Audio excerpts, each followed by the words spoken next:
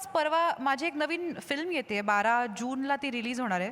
भारत भाग्यविधाता असं त्या फिल्मचं नाव आहे. वाह! त्या फिल्म मध्ये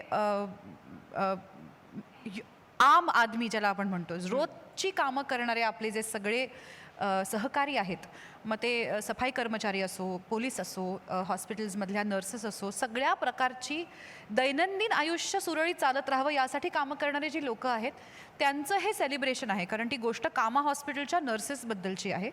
26/11ला जो हल्ला झाला होता तो कामा हॉस्पिटलमध्ये पण झाला होता, त्याबद्दल आपल्याला काहीच माहीत नाही आहे. तर ती त्या रात्रीची गोष्ट आहे. वाह! आणि महत्त्वाचं म्हणजे जिथे डेथ टोल जास्त होता त्या जागांचं रिपोर्टाज आपण बघितलंय. आपण ताज, लिओपोल्ड, CST स्टेशन या सगळ्या ठिकाणी जिथे प्रचंड प्रमाणात जीवितहानी झाली त्या गोष्टी आपल्याला माहिती आहेत, कारण ते आकडे आपल्या कानावर पडले आहेत, ते दृश्य आपण बघितली आहेत. कामाचा सेव्ह टोल सगळ्यात मोठा होता. 350-400 माणसं वाचवली गेली तिथे.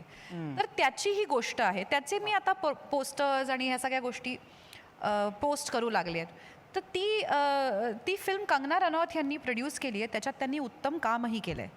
आता मी हे कंगना रनौत ची पोस्ट केल्यावरती माझे फॉलोअर्स अनेक हजारांनी पडले खाली. अरे कारण मी त्यांचा फोटो पोस्ट तर म्हणजे माझं होतं की अरे काय म्हणजे कोणाला तरी फॉलो करणं, अनफॉलो करणं या पलीकडे तुम्हाला काही काम नाही आहे का? बरं, ते ब्लॅक लाईव्ज मॅटर जेव्हा सगळं सुरू होतं तेव्हा me but also women's leaves matter, also Muslim leaves matter, also Dalit leaves matter याबद्दल एक पोस्ट केली होती.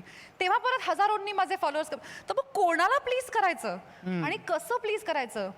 तुम्ही काय सवर्ण, त्यामुळे तुमचा काय असंच मग अनफॉलो बटन, मग अनफॉलो. तुम्ही काय मंगळसूत्र घातलं नाही म्हणून आज कुठली साडी नेसली फॉलो. तर माझं असं होतं की you cannot please everyone. Even in that million people, which is a small fraction of all of the people in this world, I cannot please everybody. So त्या फॉलोअर्सचं आणि त्या संख्येचं आणि त्या इन्साईट्सचं आणि त्या एंगेजमेंटचं ॲक्च्युअल काय महत्त्व आहे? तर काहीही नाही. तुम्हाला फायनली तुमचं काम करत राहायचं आहे. तुम्हाला जे योग्य वाटतं आहे ते निर्णय तुम्हाला घेत राहायचे आहेत. तुमच्या मनात जे येतं ते अशा पद्धतीने बोलत राहायचं आहे. या पलीकडे अजून काहीच नाही आहे.